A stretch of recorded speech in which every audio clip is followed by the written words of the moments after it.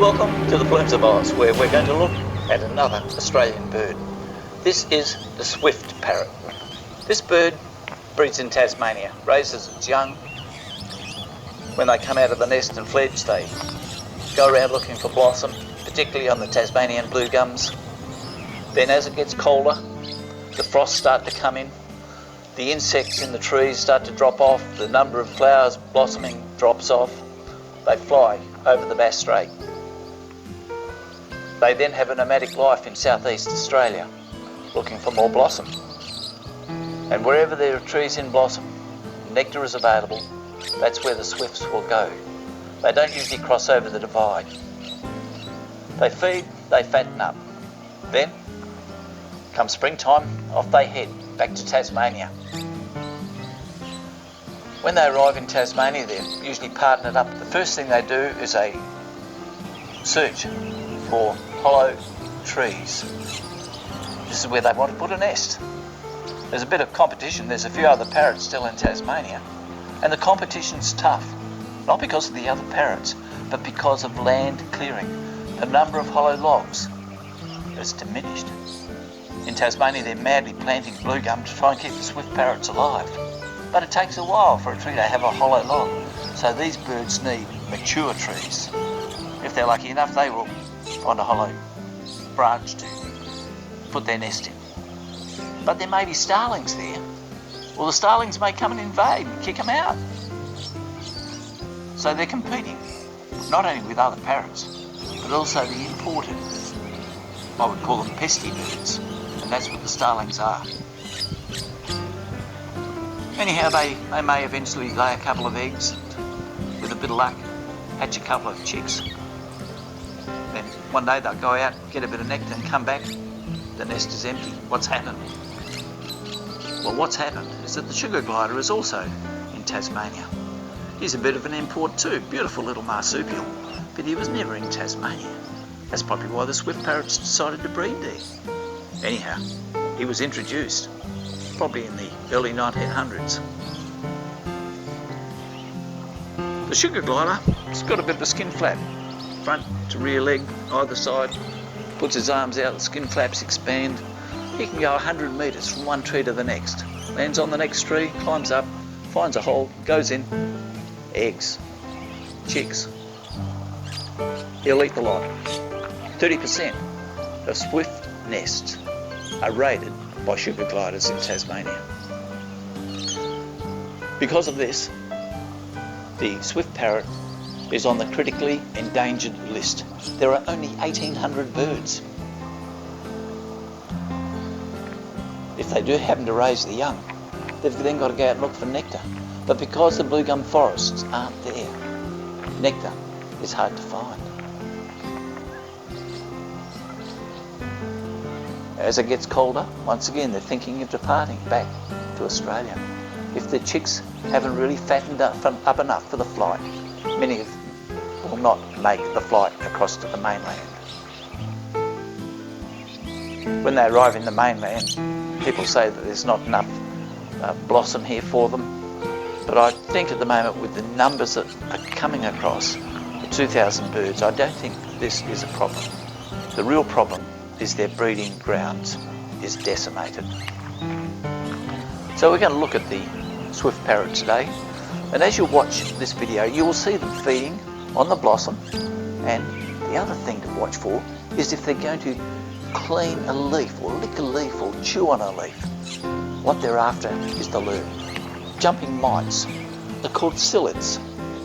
They're an insect, and like all insects they lay eggs and the eggs hatch and they have little nymphs or larval forms. And these larval forms put their jaws into the leaf and suck sap from the leaf of the eucalypt. To protect the nymph, it doesn't have much of a coating on it like an insect. It's only got a very soft shell, so it dehydrates quickly. So what it does is make a little coating around itself, like a cocoon. But instead of spinning a web, what it does, it excretes sugar crystals, or excretes sugar, and then the crystals start to form. There's a little bit of amino acid in it and some other growth factors, but this little encasement is basically sugar crystals around that little nymph. And these sugar crystals protect the insect, but they are very tasty. And this is one of the foods that the swift parrot will be looking for.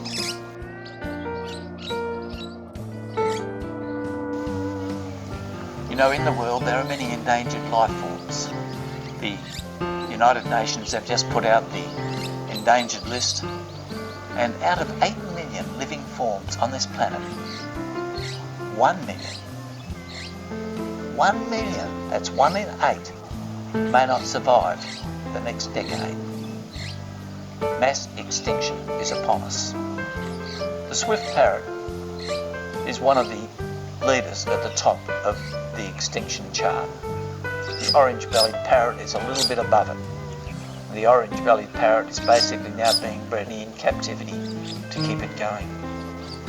The swift parrot doesn't take well to breeding in captivity, so it's one of these birds that your children may not see.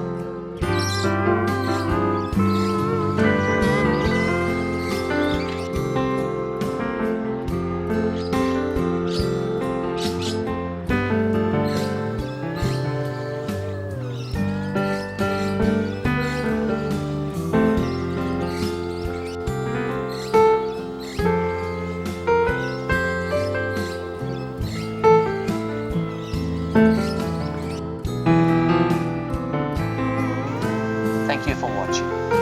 Bye for now.